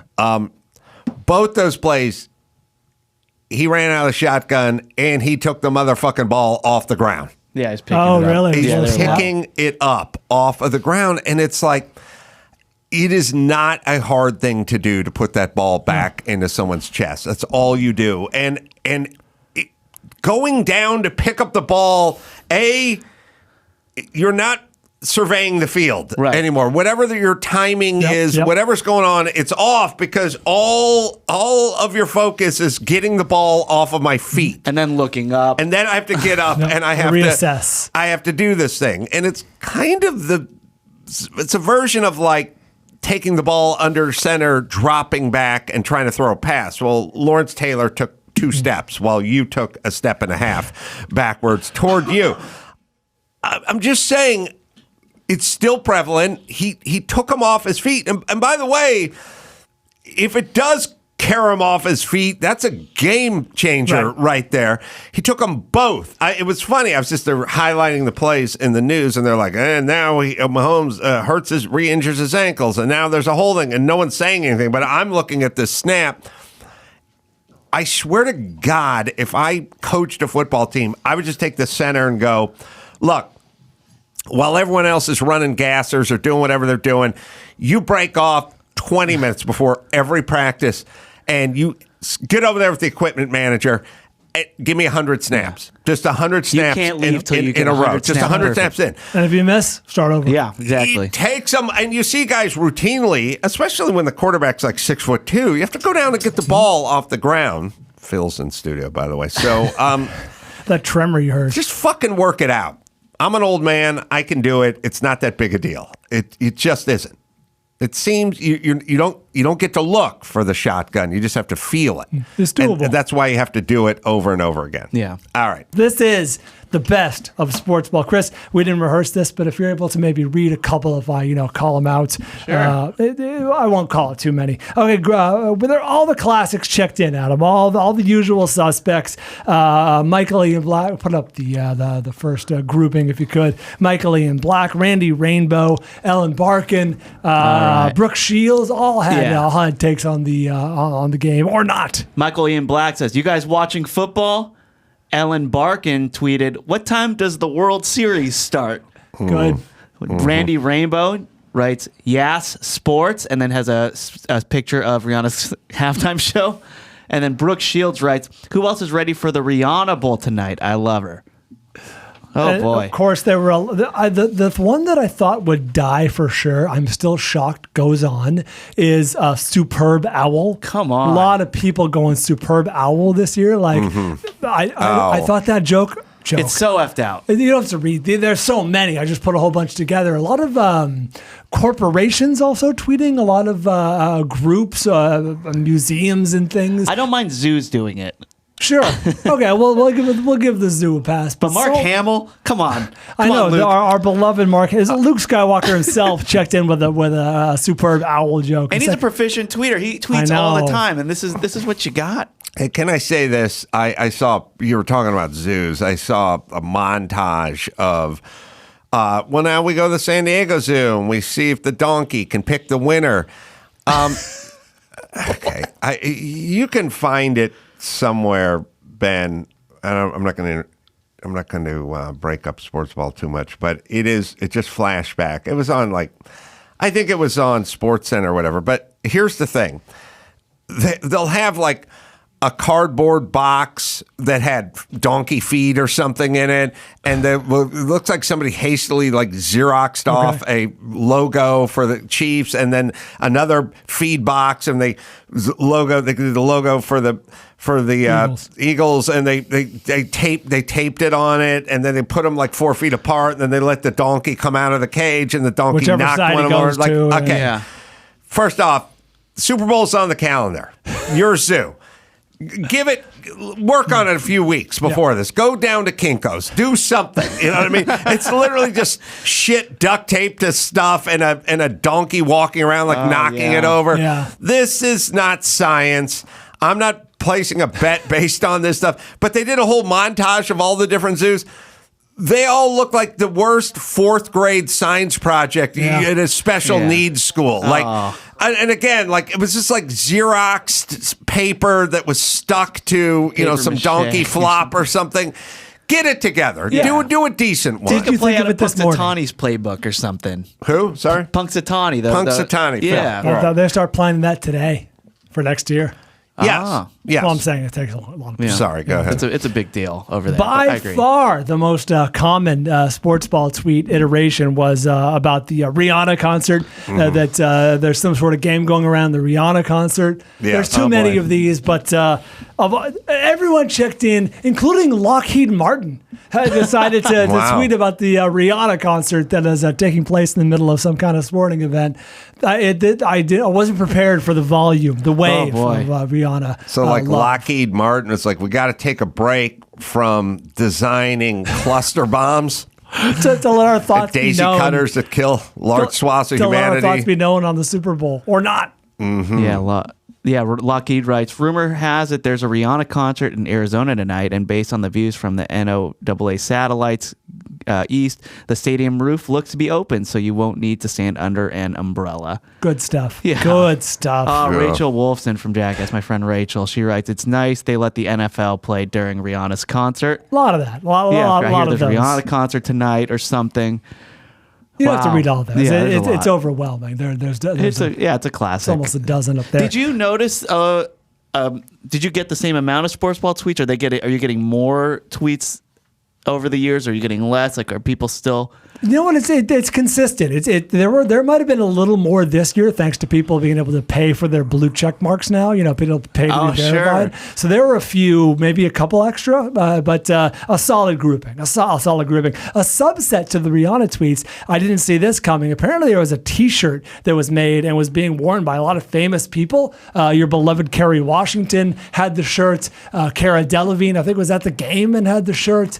There's someone else up there, very famous, who had the shirt. Kerry Washington. Yeah. It's can you read that, Chris? Lauren Sivan. So the shirt says Rihanna concert interrupted by a football game. Weird, but whatever. In big bold letters. That's I think non-interesting thing to put on a T-shirt. I agree. And they're all wearing it. Like, this was coordinated. Yeah. Well, Rihanna's kind of interesting. There's certain people in our society that are revered for many good reasons, like Captain Sullenberger. Well done, yeah. Yeah, they're guys that do that. Who have great accomplishments. Yeah, and then there are people, then there's, OJ or Bill Cosby or something like, well, we don't like them. They're infamous. And Weinstein. And there's that. And then there are people we just sort of anoint. Mm-hmm. Like we go, oh, Rihanna, come on, the best. We love her. And is it possible to find a Hollywood? Is there a celebrity where if you put a mic in front of their face and said, Rihanna, what do you think? Thoughts on Rihanna? I don't know. I mean, some people like her. It's a hit and miss. I'm not into her. I'm on the fence. Yeah, I don't know. It's a hate crime not to be a huge Rihanna fan and not to support her fully and talk about how brave she is and what she's done and everything. And it's like, she's really talented and she's a cajillionaire, which is good for you. Mm-hmm. But it's weird that we all decided that, like I said, there's certain people we just decide you must love that guy or that girl. It's not so much. I'm not talking about like whether they're talented or not. Mm-hmm. This sort of transcends like, oh, she's a really good singer. It's like, oh, no, we love Rihanna. And it's like, is that a sort of movement? It sort of becomes a movement, and then you don't want to get on the wrong side of the movement? Yeah, I think you're 100% right, because I'm a little bit ignorant, but what separates Rihanna really from Beyonce, or what separates her from Taylor Swift? They're all talented pop stars. I have to think that the Chris Brown thing galvanized people around Rihanna. She suffered so publicly, was humiliated, and I think that galvanized public sentiment around. Yeah, but man, that dude can move. Yeah, I don't hold anything against him. No, he can move. Yeah, he's a great dancer. Speaking of this, though, I want to play you a clip that I saw online. So someone asked DJ Khaled who he thinks is going to win the Super Bowl. Here it is. Here we go. On Sunday, Rihanna. Oh, Jesus Christ. I'm going Rihanna all the way. And then it just becomes this kind of, it becomes a cause celeb, where it's just like, yeah, I love Rihanna. She's the best. Yeah. Who says anything bad about Rihanna? No. I mean, yes. But. Adam called her fat earlier. Not true.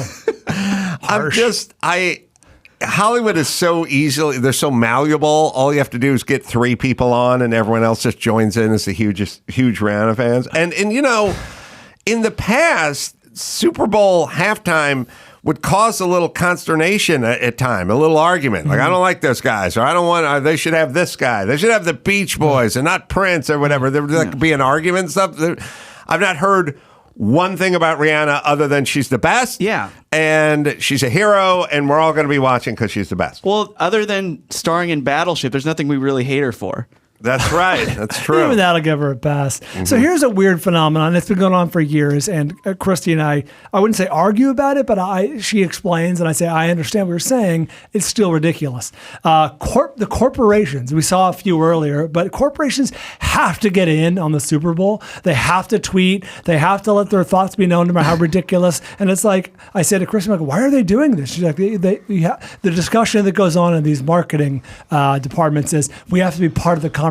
Yeah, that's right. Put it up. And it's like, no, you don't. This is not you. This is not world history putting up a picture of the Super Bowl. This is a bowl from like the Incas or something like that. And it's like, all right, I understand that you exist. You can do lots of things, raise lots of money. You don't have to be a part of this conversation. And these tweets were probably written weeks ago. You employ 20-somethings to write tweets for you. You pay them probably way too much for this. How is this advancing any of your interests? This is World History Encyclopedia who's showing an old bowl as a Super Bowl. Here are some Super Bowls from history, and they're showing some ancient bowls.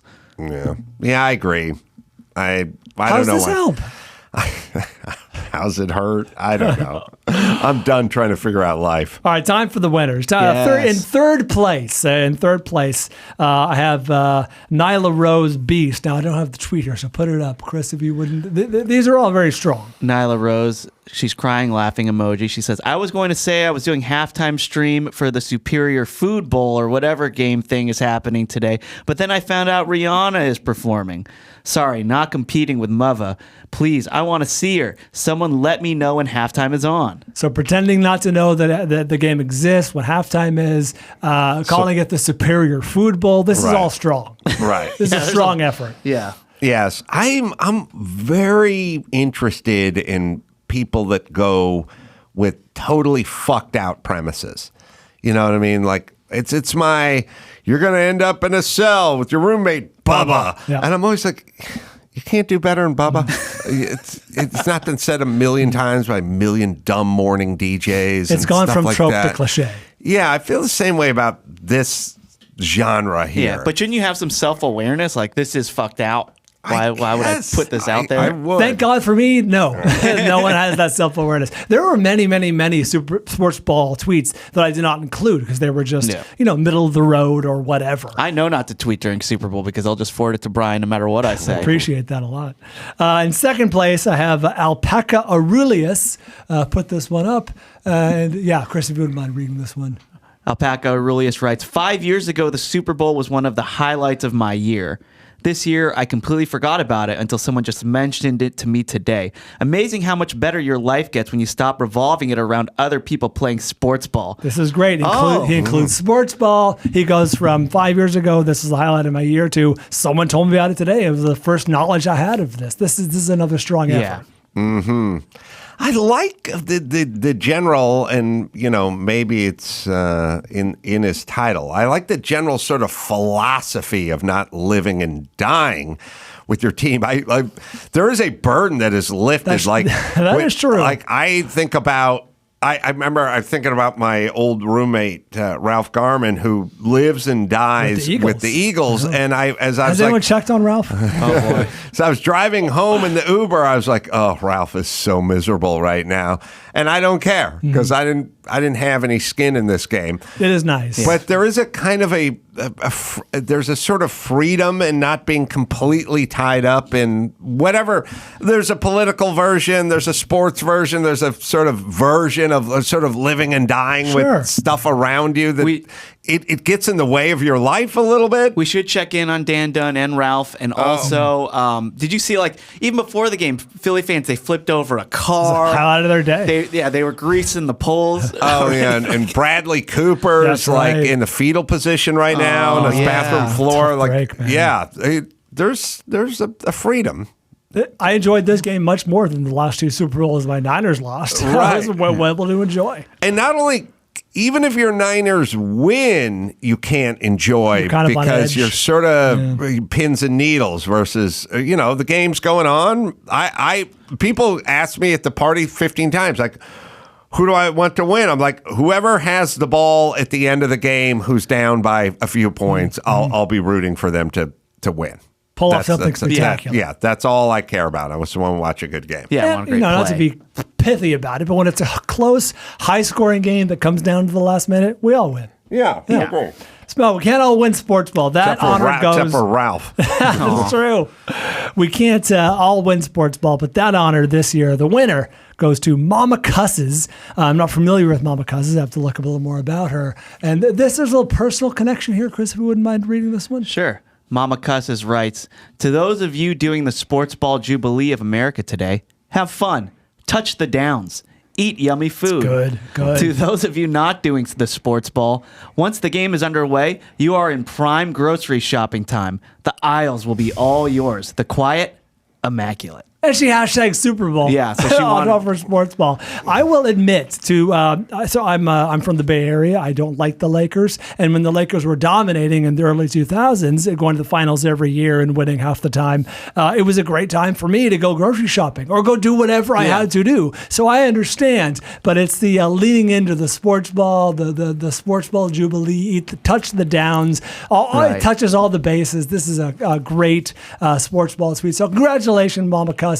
I'll be reaching out to you to make a donation to your favorite charity in your honor. And thanks for playing sports ball, everyone. I love it. Yeah, I was thinking of looking into like tea times during Super Bowl. I wonder how crowded the I know golf somebody went courses to get. Disneyland in the morning. Sure. Yeah, it was relatively uncrowded.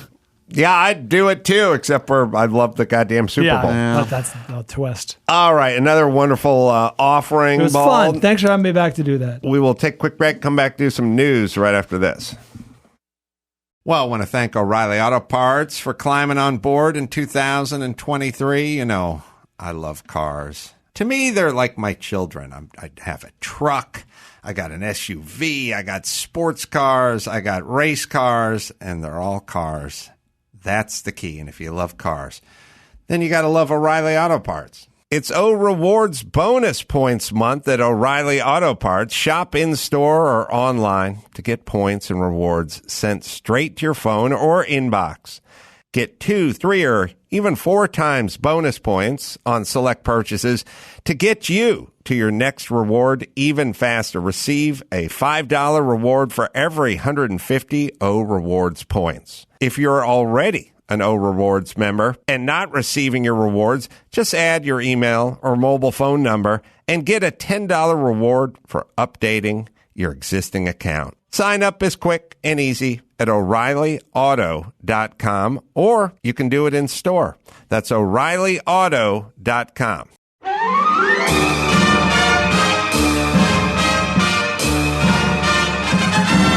It's time for Nicaraguan Name That Movie with Adam's buddy Oswaldo. See if you can guess which movie this famous line is from. Get busy, living in her busy, dying tat. I got done right. If you said The Shawshank Redemption. Get busy living or get busy dying. That's goddamn right. You're correct. Now, back to the show. Oh, I thought he was saying pussy. He was pronouncing busy as boozy. Get busy, living in her busy, dying tat. Oh, so I thought he's saying get pussy, and then he said in her pussy. Doesn't it sound? Get busy. Sure. Get busy, living in her busy, dying tat. Yeah. Get busy living in her pussy. That's what It sounds really... I couldn't have figured. I wouldn't have known that one in 10,000 years. Oh. I've been to Zihuatanejo. It's Yeah, if he beautiful. ever asked you if you were busy, you punch him in the face. Get busy, living in her busy, dying Her tat. busy. I got done right. Why is he saying her? Get busy, living in her busy, dying tat. Yeah, get busy came out as her pussy. Oh, Jesus. Get busy, living in her busy, dying tat. Well, let's hear the Shawshank one, though, now. I'm just trying to figure out what he did. Her. Get busy living or get busy dying. Wait, is this Ozzy? That's goddamn right. Get busy, living in her busy, dying tat. Her I busy. got done right.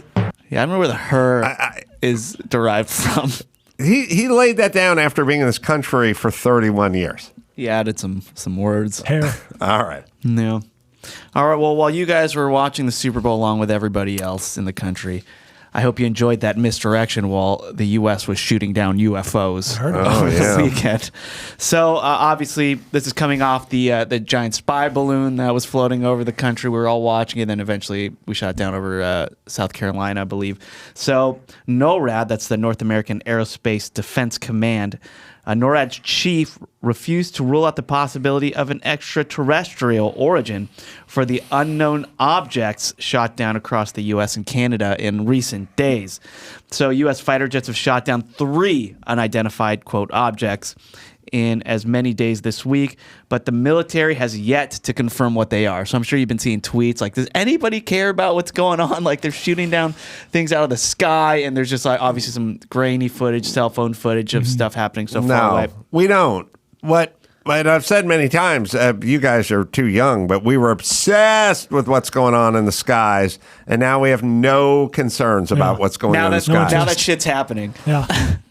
Yeah, it's like, again, it's like Lance Bass coming out of the closet. You know, it's like everyone wanted to know, and then he went, I'm gay, and we went, all right, we're done. Moving on. There's been more credible UFO talk in the last year and a half than the entire decade of the 70s, where all we did was speculate about UFOs, and there was arguments, and there would open up restaurants with UFO themes and everything. Electronic stores. There was a band called UFO. That's right. That's how popular this theme was, and then it was like, nah, now we're done.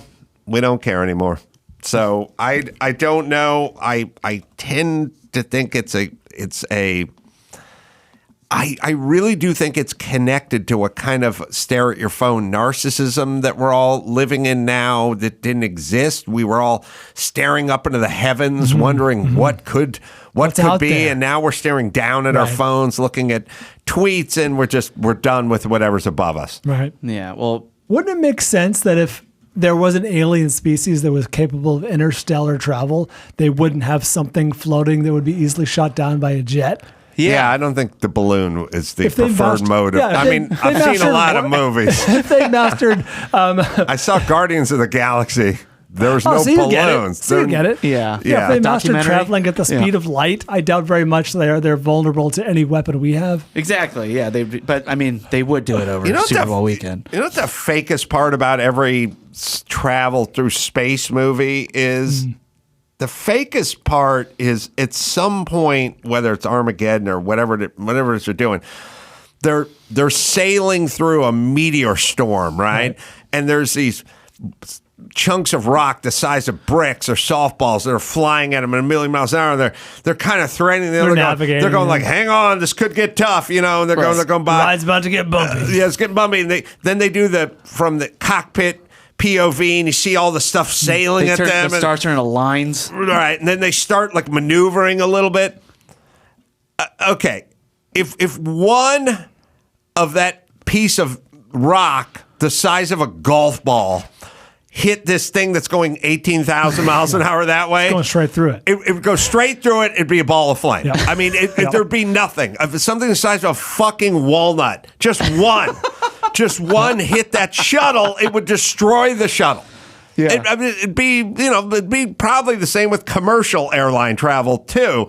If just one, but they have hundreds of thousands of them flying their way at the closing speed is 40,000 miles an hour, and they're like, "Hang on, it's going to get a little bumpy."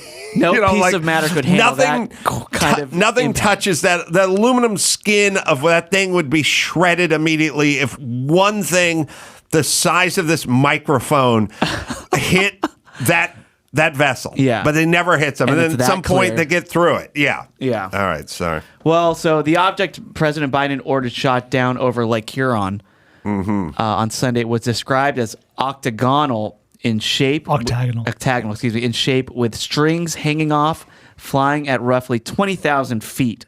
Yeah, and then the prior 2 craft shot down over Alaska and northern Canada are believed to be balloons. So they're obviously doing intel, and they're gathering the debris to see what's going on with these. But it's got to be tough for the fighter pilot, because at some point he's going to be at some Navy aviators or Air Force aviators, like, Hall of Fame awards or something. He's going to be sitting next to some grizzled guy, and they're going to be like, how many kills do you have? And he'd be like, well, if you look at the side of my F-22, you see a sticker of a balloon. Because they're going to have some guys like, I flew an F-7 through MiG Alley. I got 21 kills.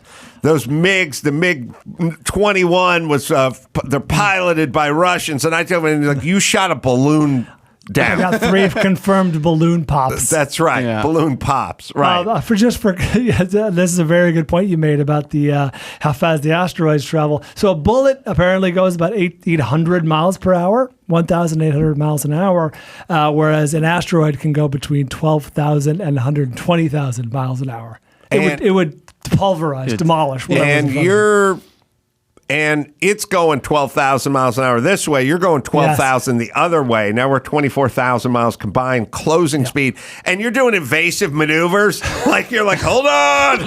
Let me just jog it. A little left aileron. I'll put a little flap into this thing. We'll move it on over. Whoop, here comes another one. Whoa. Yeah, 24,000 miles combined speed. It'd be like dodging a bullet with someone having a gun in your face. In your face, and the bullet went 10 times faster than a bullet travels. Yes, there's that. And again, if just a shred of one of those things touched any part of that space shuttle, it would be incapacitated and pulverized immediately. We'll have to get Neil deGrasse Tyson on the show to confirm this, because he loves to ruin those sci-fi movies too. All right, speaking of movies, I just want to talk to you about the Fast X trailer. Yeah. You got to watch it. We got to just film your reaction because it looks epic. How many times has the word family uttered? Oh, there's definitely a few. Yeah, of course. I mean, it's Dominic Toretto. But so the trailer finally arrived, and the villain, Jason Momoa. Oh, Jason Momoa, yeah. Yeah. Yeah, so the new director of Fast X, Louis Leterrier, I can't pronounce it, it's French, but he directed like the Transporter films, Clash of the Titans, all that stuff. All the classics. His favorite Fast and Furious movie, rightfully so, is Fast 5. That is the best one. That's he's the correct. best one. So he wants to build off of Fast 5, so Jason Momoa's character is connected to the bad guy in that movie. Like, I think it's his son or something. Yeah. Jason Momoa is sort of the whitish Rihanna that only great thoughts about Momoa, and I'm like, I don't know. Is he a great guy? Is he a smart guy? Is he this? It's like, look at that guy. Come on, look at that guy. Like, I've never heard a bad word. Like, it'd be kind of a hate crime to utter anything. Like, that guy's a douche. Give me a break. Right. Yeah, I missed the trailer. I don't know. Was it was right early at in the game, as I recall. Yeah, but it's also I watched it when it dropped online. The second it hit Twitter. It was huge. You want to watch some of it? Yeah. Let's watch some of it. Come on. Gio sent me a tweet. Or sent me an I'll tell you email. about that in a sec. Yeah. And yet here you are, building. So they're having their family dinner. God, Rita Moreno. Someone pulled her from the crib and put her all over the place. They're not afraid of anything. A place. But I am. Yeah. I'm afraid of losing someone I love. Tom's afraid of losing his son. Yeah, it's getting personal. Dad. Yeah. Dominic Toretto, you're about to learn all about fear. Boom. Jason, just such a beautiful life. Sticky mind right under an armored vehicle. I don't like the message it sends to show him ride a motorcycle with no helmet. Yeah, seriously. That's a very how much hair do you have? Oh, 5. Oh, So Momoa. He was there. The whole time. Brian's still here? Family, drink. And now, I'm gonna break yours. He looks menacing. Piece. Licking the blood off the knife. his newly.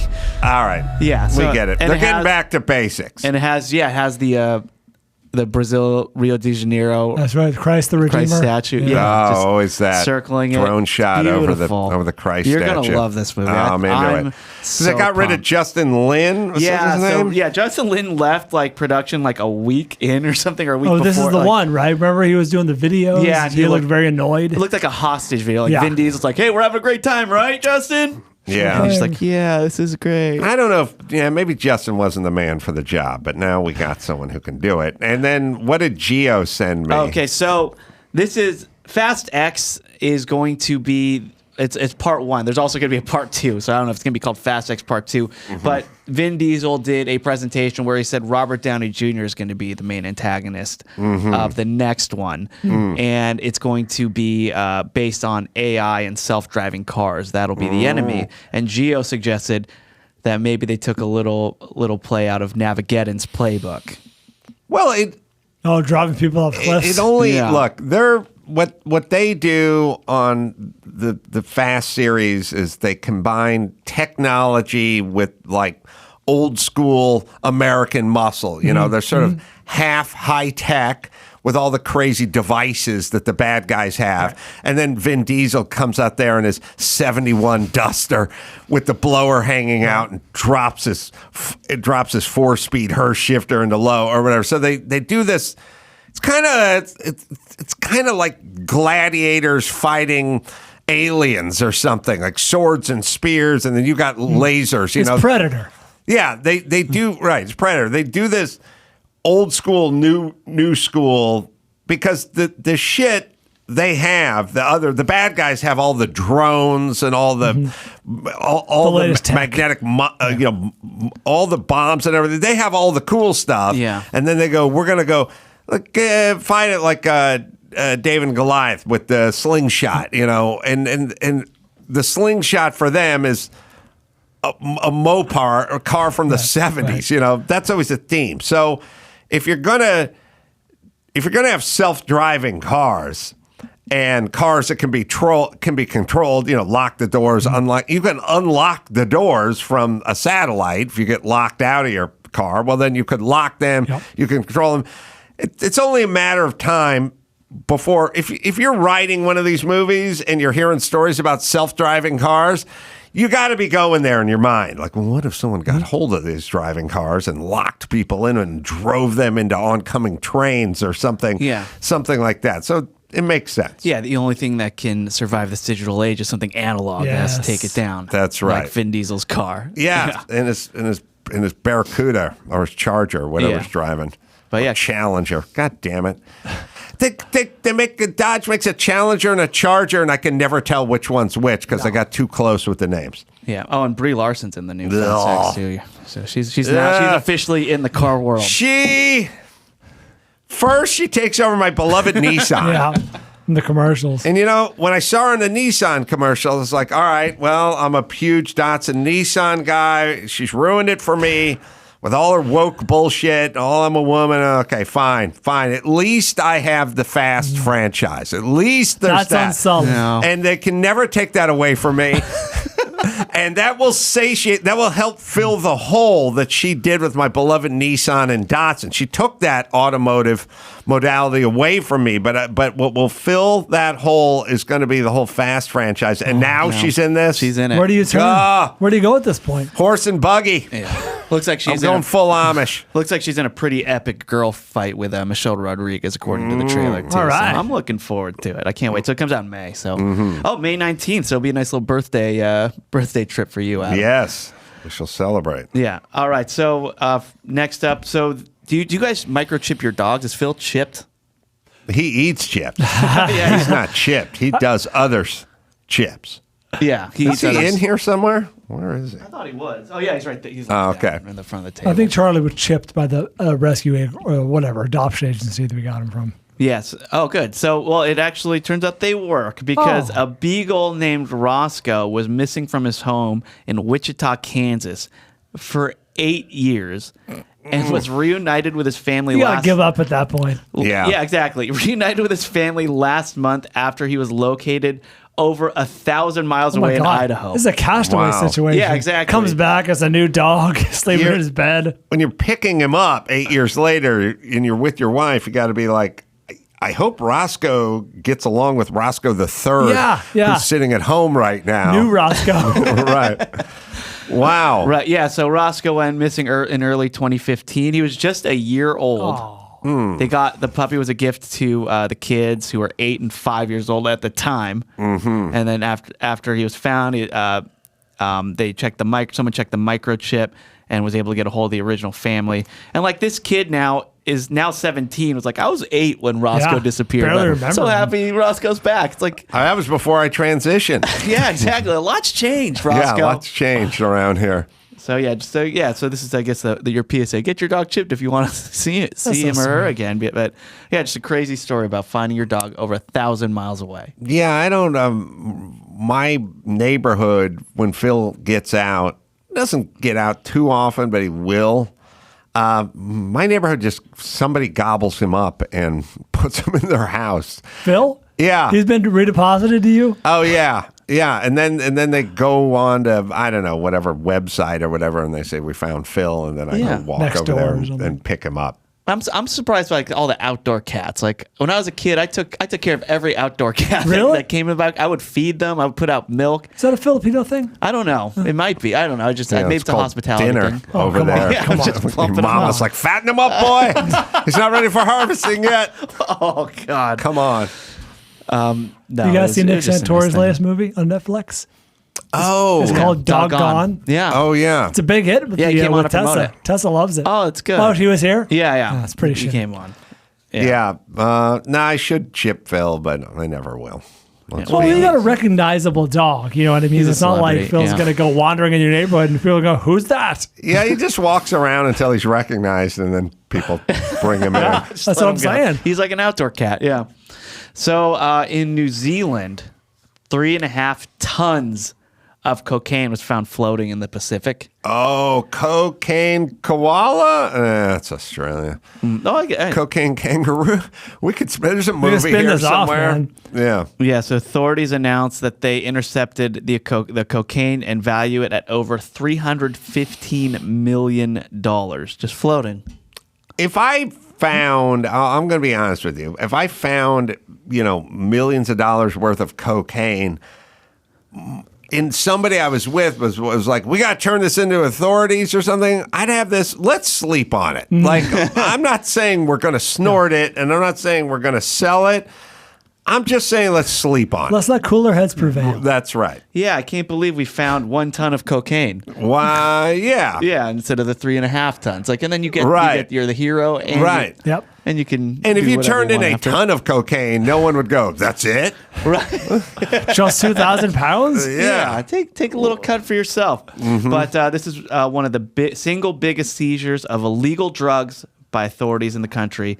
And they said there's no doubt this discovery lands a major financial blow right from the South American producers through to the distributors of Did the it product. fall off a boat, or are they using semi-submersibles? They were left by smugglers at a floating drop point. Oh, it was going to be Isn't that picked cool? up. Yeah. Mm-hmm. So yeah, it was purposely left there, but yeah, I guess even the Pacific Ocean is a drug dealing spot. Remember how I think weren't the spots like you would look up into the electrical wires, and if there were shoes thrown up there, was that That was the that a urban sign? legend, right? If there were shoes hanging from the wire, it would By mean the there were shoelace. drugs to be sold nearby. I think that fell on, they would do that shit in Brooklyn in the 30s and stuff, so I don't think it was a drug thing. But I think that was an urban legend, like if you're driving and you have your lights on, a gangbanger will shoot you or something. If you have your lights, if you flash somebody who has their lights off, It's Flash Friday. they would. Oh. Yeah, it's initiation, and then they would shoot you there. So you shouldn't flash your lights at somebody with their headlights off because they could shoot you. I think that's more urban It is. lore. I think so, and too. I feel like the sneakers are as well. Oh, yeah. Well, I would suggest flashing your lights to people who don't have their headlights on because they should be awake. All right. Here. So, Brian, Let's hear it. there's a big prostitution problem in San Francisco. Oh, you don't say. I need you to comment. I'll do on what I this. can. Yeah, so it's a big deal. So I mean, we saw Fox report it. We were looking at all the fat prostitutes. That was in LA. Yeah. But they're also talking in San Francisco as well. They're saying it's it's absolutely out of control and dangerous, not just for the sex workers, but for the community. San Francisco has put up some barricades as well. That'll do it. I know. I don't understand because of some of the streets, especially in the Mission District, they're lined It's a with nice place. prostitutes and pimps, and they're wearing just like thongs. Some are naked. They're putting it like some are getting dropped off around schools. So everybody's worried about like this. There's schools in the Yeah, Mission. this has become an issue.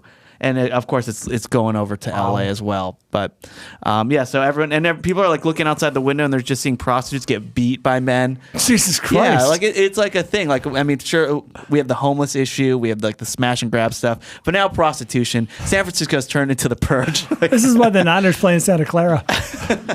The lesson here is I grew up with this shit, which is and I used to buy into it, and unfortunately the experiment has failed, which is just step back and kind of decriminalize stuff, and then there's this.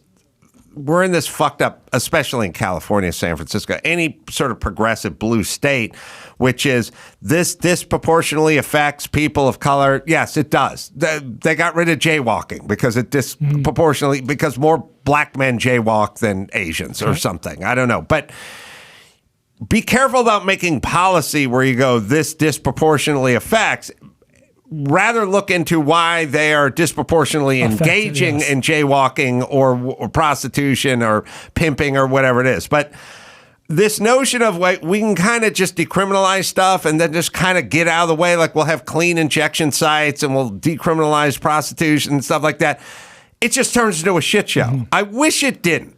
Like I wish there's a sort of libertarian part of me that's like, yes, these are consensual. Let them do their thing. Apply their trade. It would be awesome, except for it doesn't work. Or maybe it would have worked 50 years ago, but in today's sort of dumpster fire of a society that we've created, I always go back to it, but it's exactly it. It's dogs at the airport. Like we go, we'll just get out of the way. You're on the honor system. If you need the dog, now it's literally a shit show. It takes 10 minutes. We can't do this anymore. Right. So it's sad. And San Francisco is just kind of the tip of the spear of what if we just kind of decriminalized this and got the cops to pull back a little and had zones where people could do drugs and stuff. Like I wish it worked. It just doesn't. Yeah, and now we're there. We've already ruined it. And also, how are you helping the prostitutes, by the way, by just letting them languish on the street? What do they say? The road to hell is paved with good intentions. That's like right. Every one of these sounds noble, right? Like give them a safe place to do their thing, give them whatever. But these inevitably go south. We now have at least the data's in. So can we change course? And direction. That's what I'm saying. Speaking of that, just a quick thing, because I'm coming out to Baltimore, and that's coming up this Friday and Saturday. I don't know, Dawson, do you have that piece of data that Chris may have given you a prompter on? Yes, I do. This is schooling, by the way. Baltimore. Hope everyone's buckled in for this. Don't bring your material here, buddy. Save for the stage. That's coming out on stage at Magoobies this Friday and Saturday. But what is that headline? 23 Baltimore schools have 0 students proficient in math. Oh, boy.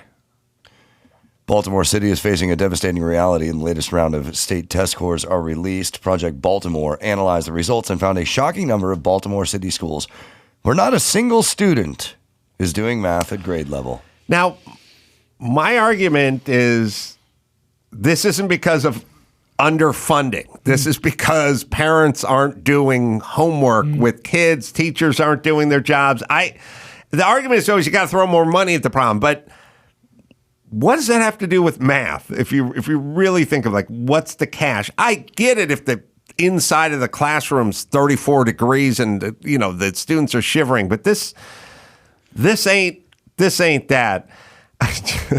And also, there's this thing, and again, it gets back to end racism. It's like if we could have a black, we got a black woman run the Baltimore school district or black mayor or something. That doesn't correct things for the people. Just because you guys have the same skin tone. Yeah. So, and it's weird to hear absolute 0. Yeah, I'm not familiar, obviously, with the Baltimore school system. I have to imagine that if any of the kids who were in that school were proficient in math in any way, their parents are probably putting them in private schools just based on they're pulling them out of there. Yeah, that's for sure. So I don't know. Let's make a move. Let's see what we can do with Baltimore. people. Well, you're going to be there, buddy. Come on, please clean come up out town. this Friday, Yeah. Saturday. We're doing 4 shows. That's 2 + 2 shows, Baltimore. That's 5, according to the average student at the Baltimore Is Chris City going to be on School. stage? Yeah, I think. Who knows? Sorry, I shouldn't have mentioned it. Cut Yeah, that don't out. say that. Yeah, Cut that let out. them buy the tickets first. Come on. Yeah, I'm going to bring my abacus and steno pad, and I'm going to Math I'm lessons. going gonna to be all write that math. fucking ship, Baltimore. Also, before that, West Palm Beach at the Improv. That's just a straight stand-up show. That'll be Thursday, so check that out. Podcast, The Film Vault, Hey, everyone. that's me. New episodes out. The one with Gina Grad is up as we speak, and Shrinkage, name of the book. And it's a very good book, and he'll personalize it, and he'll sign you a copy at Bryan with a Y. That's right. BryanBishop.com is where you go. And Thanks for having me back, buddy. It's always fun to come back, see everyone. always Chat. good. And until next time, I'm Carolla, Bryan Bishop, and Chris Max Bada saying, mahalo.